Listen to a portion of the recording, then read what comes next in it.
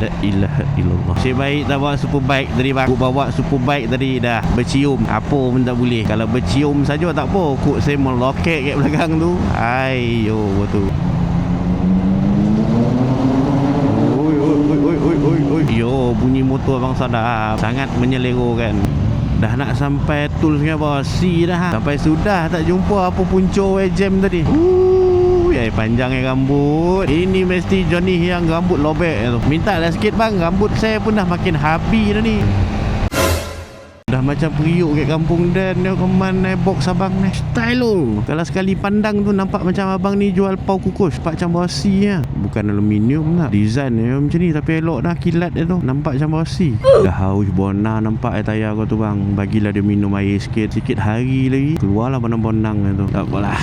Murah rezeki abang. Abang tukarlah tayar dia. Ui. Laju tu masing-masing. Alamak. Jarang jumpa lah perempuan isi angin sendiri. Selalu yang jumpa isi minyak sendiri. Okay guys, so ini antara barang-barang yang aku selalu guna dalam aku punya video. So kalau kata korang berminat untuk beli, korang klik aja dekat beg kuning tu. Okay?